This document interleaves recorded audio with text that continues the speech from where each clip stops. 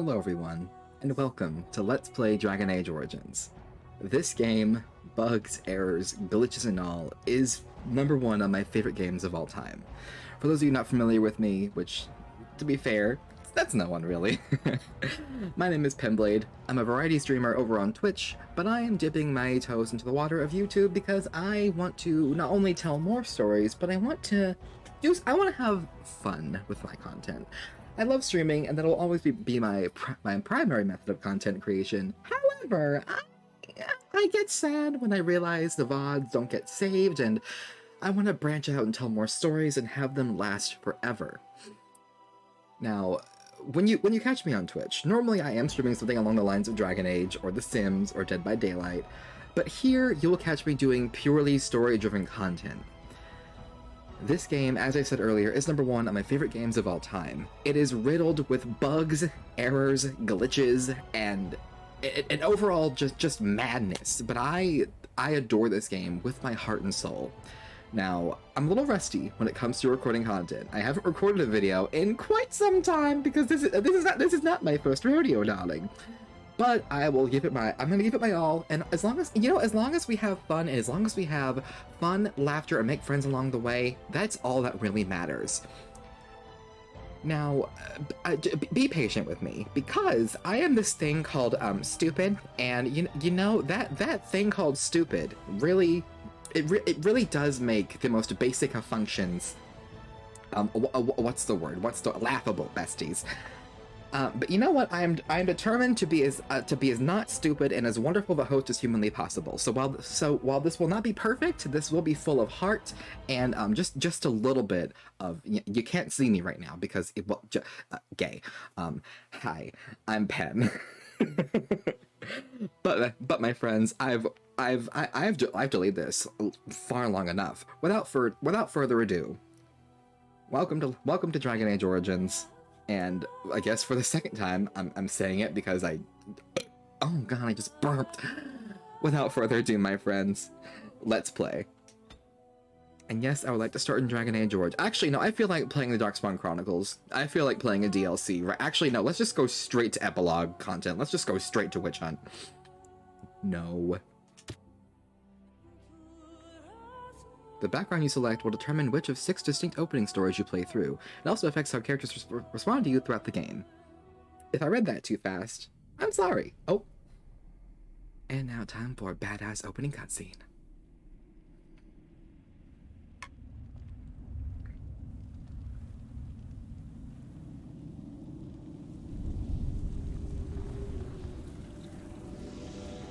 I probably should have read it to you. It's fine. The Chantry teaches us that it is the hubris of men which brought the Darkspawn into our world. The mages had sought to usurp heaven, but instead, they destroyed it.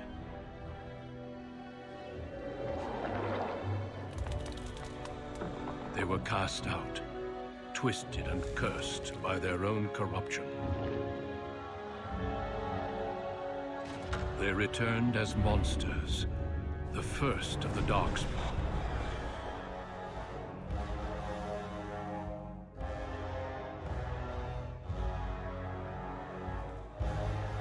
They became a blight upon the lands, unstoppable and relentless.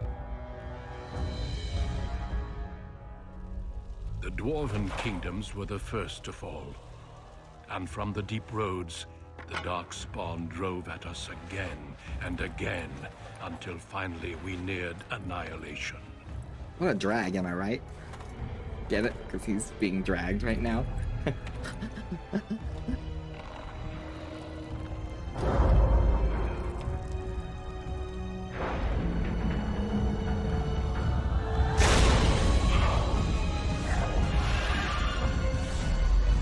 Oh, that looks great. Until the Grey Wardens came.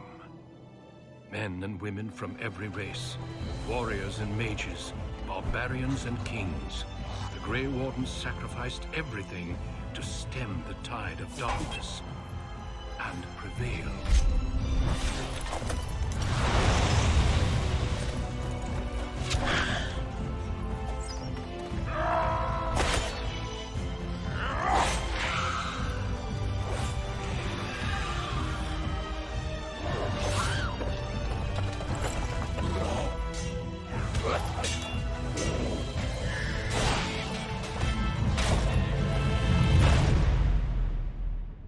It has been 4 centuries since that victory, and we have kept our vigil. We have watched and waited for the Darkspawn to return. But those who once called us heroes have forgotten. We are few now, and our warnings have been ignored for too long.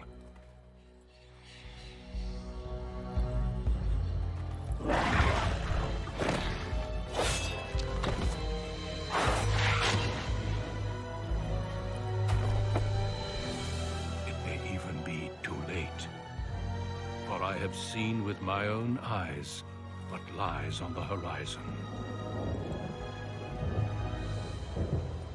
Maker, help us all.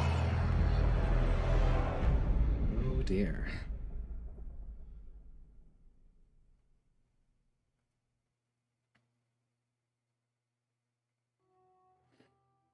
Well, that was a pleasant look into the world of Thetis, now wasn't it, my friends? This is a character creator, where we have quite a few options laid ahead of us, and honestly, it can be a little overwhelming if you're just starting out playing in Dragon Age. It does help that beneath the description of your choices, it does tell you a little bit about it, so you at least have some insight into what you're choosing. Thankfully, males and females are seen as, for the most part, equals. There are a few differing lines of dialogue, and you have different romance options available to you depending on which of the 2 sexes you choose to play as. I think for this run-through, however, I will be choosing a male character. And you are given access to one of 3 races, although there are more than 3 races in Thetis, but there's only 3 playable to you at this time. You have the human, which, in my opinion, is the more boring of the races, but it does give you a racial benefit to your strength, dexterity, magic, and cunning. The elf gives you benefits to your willpower and your magic scores, and the dwarf gives you a racial bonus to strength, dexterity, constitution, and resistance to hostile magic. Because in this world, and they do explain it in the game, dwarves cannot be mages. But I think for this run, I'll be playing an elf, and there are three classes. All 3 classes are available to the human and elf. Only the warrior and rogue are available to dwarves. I will be playing an elven rogue. Now we get to the backstories, and depending on the race and class of your character, your backstory will change. So if I were to pick an elven warrior, I have access to the same 2 backstories as before. Whereas if I choose the elven mage, I only have access to 1. Same goes for human. If I choose warrior, I have access to 1. If I choose rogue, it's that same 1. And if I choose the mage, it is that other one, the one that's shared with the elf. Whereas if I were to play a dwarf, warrior or rogue doesn't matter. I have access to 2 dwarven specific origins. I do like the origin system. The dwarf noble is one I'm currently playing through on my streams right now. Every origin does have its own special place. Every origin has its own tie into the story. They all lead to the same point. They all lead you to the same linear path, but they all have their unique approach of getting there. And that does mean a lot of replayability. It does apply a lot of replayability to the game. I have currently 6 runs of the whole series planned out. Maybe not for here, but in my own personal time, I have 6 runs planned for the series as a lead up to the 4th game in the series. But today, we will be playing through what I consider my canon character, my elven rogue, Dalish. Oh wow! Oh the 360 keyboard. I do love that. Even on Xbox One, it takes you back to this keyboard. This is just nostalgic for me. Oh god, it's a little glitchy, but you know what? That's fine. What isn't glitchy in this lifetime? Am I right, my friends? And I'm a huge geek, so of course I've already picked a name that is within the Elven language in Dragon Age. I'll be naming my character. Oh, I'm gonna name him a symbol apparently, huh? Revas. Revas, if I am correct, is Dalish for freedom. Oh, character creator. Now, there's a lot of different options. You can choose between a preset to start with. You might notice the Dalish elves all have facial tattoos. These are called Valisleen. They are a part of your heritage. They are part of your story. You can choose to play without them or make them very faint. However, for the true Dalish experience, I will be playing with them very visible. But because Character Creator does go pretty in depth, you can even customize as much as your voice and your portrait that shows in the upper left icon of the screen. I'll be doing this off camera because I don't want to bore you with my inanely long process of creating a character that ultimately we will see the back of the head of. This really is a Skyrim-like experience in which you spend hours on end designing a face, only for that face to not look at you about 90% of the time. So I'm going to cut here, and for you it'll be about 2 seconds. For me, it could be anywhere to 10 to 15 hours. So I'll be right back, my friends. And welcome back.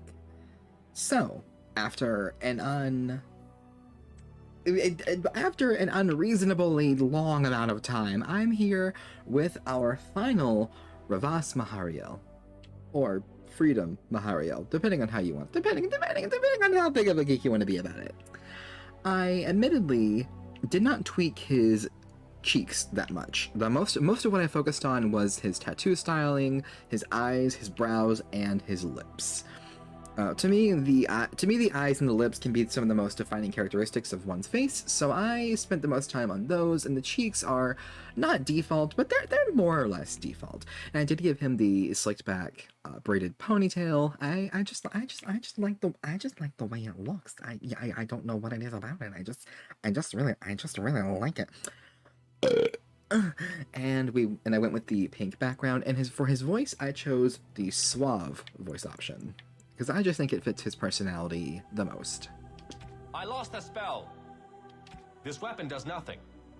Coming through.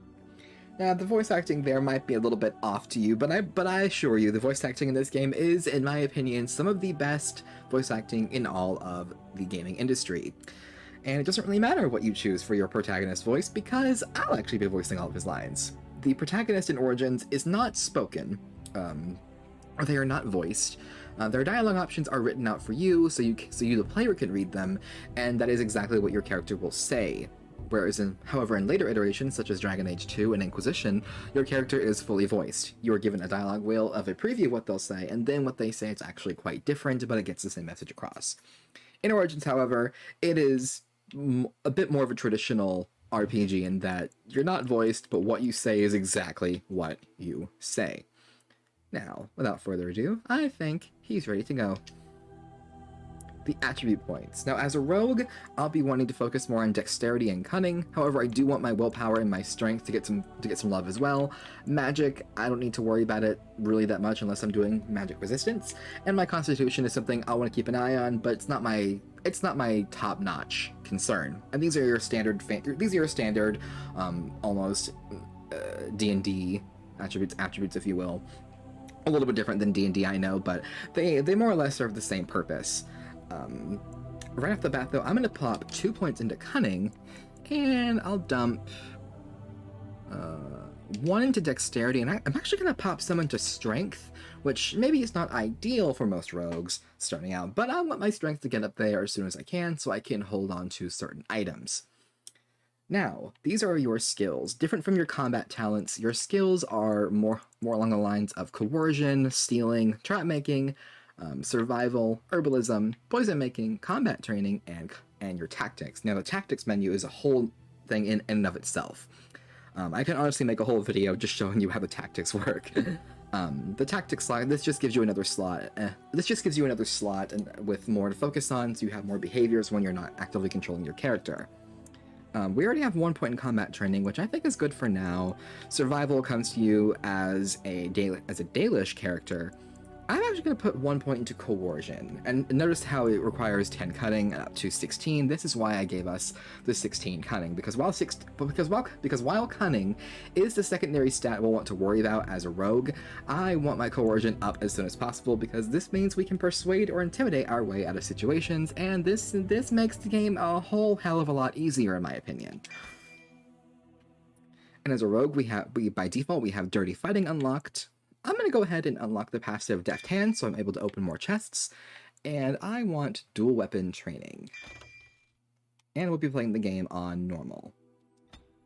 I would go to hardcore or nightmare, however, I don't feel like screaming at the game. I feel like playing the game. You were born amidst the Dalish elves, noble wanderers who refused to join the society of humans that subjugated their homeland so long ago. The Dalish travel the land in tightly knit clans, struggling to maintain their half-forgotten lore in a human world that fears and despises them. You spend your time hunting with your clanmate Tamlin in the forests, and as is sometimes the case, your quarry is not always the local wildlife. Oh dear. Poor man looks terrified. It's a very threatening bow, seeing as how there's no bowstring. And you three are somewhere you shouldn't be. Let us pass, Elf. You have no right to stop us. No? We will see about that, won't we? Well, hey there. You're just in time. I found these humans lurking in the bushes. Bandits, no doubt. We aren't bandits, I swear. Please don't hurt us. You Shemlin are pathetic. Shemlin. It's hard to believe you ever drove us from our homeland. We've never done nothing to you, Dalish. We didn't even know this forest was yours.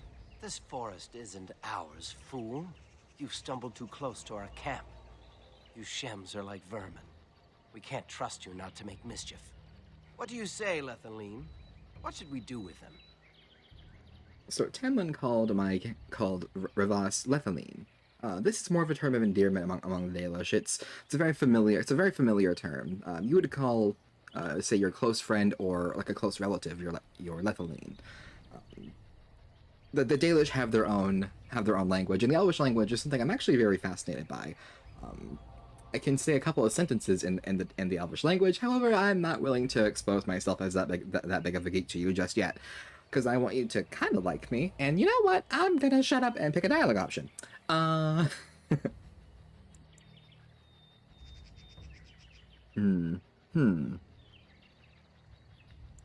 Let's find out what they're doing here. Does it matter? Hunting or banditry, we'll need to move camp if we let them live. Look, we didn't come here to be trouble. We just found a cave. Yes, a cave. With ruins like I've never seen. We thought there might be, Treasure? So you're more akin to thieves than actual bandits. If you've been there, you should have treasure to prove it. But I have proof.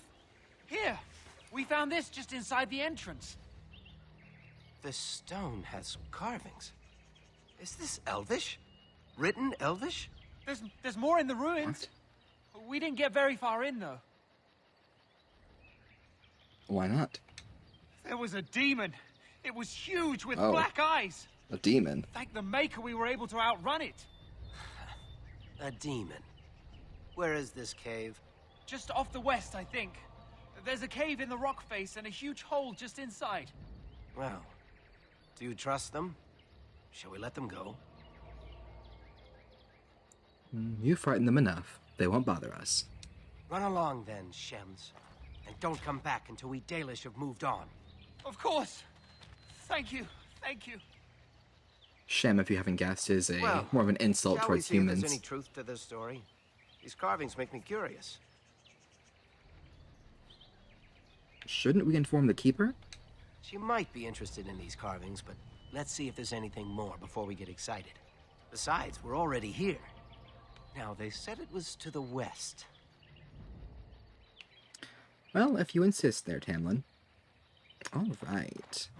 Oh, an autosave. Well, that's always handy and never a sign of, trouble.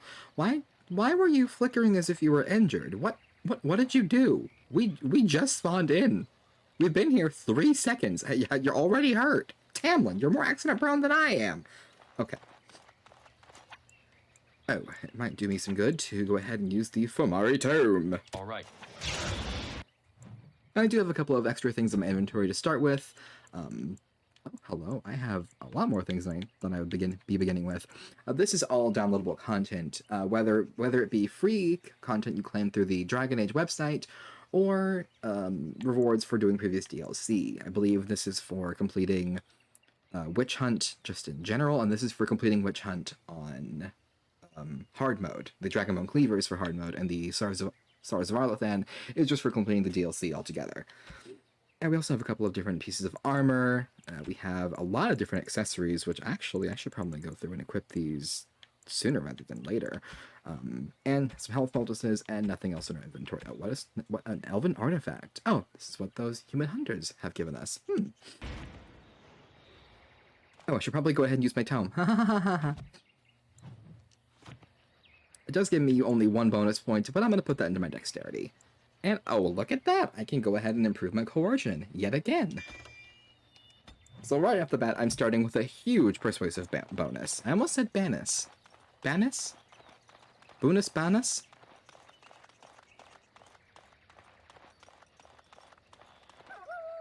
Puppies! Oh no, bad puppies. Puppies that want to hurt me. Not good puppies. Uh-oh. Puppy? No. Don't make me hurt the puppies. No! BioWare, why do you do this to me? We did it! Dead Hala. About the Hala. The Hala, for TLDR, are a species mostly akin to the Dalish. They're essentially just white deer with mythological probabilities. Probabilities? What did I mean to say? Characteristics? I think I meant to say characteristics. Why did I say probabilities? You'll find that I am not good with my own native language, and you know what? That's just part. I'm stuck on a dead Hala. Hello? Can I help you? How am I stuck on you? I'm not even touching you. Well, now I'm touching you. But you bad Hala. Your face is in the ground. Have some dignity. Oh, your face really is in the ground. Oh, look at that. Huh. What a shame. A chest. With Dalish armor inside of it. And a tree stump. The Brecillian Forest. Oh. The Brecillian Forest, as we'll come to learn later on, is full of wonders and different... Ooh, that doesn't look like it'd be very fun to touch. And some elf fruit. Of course.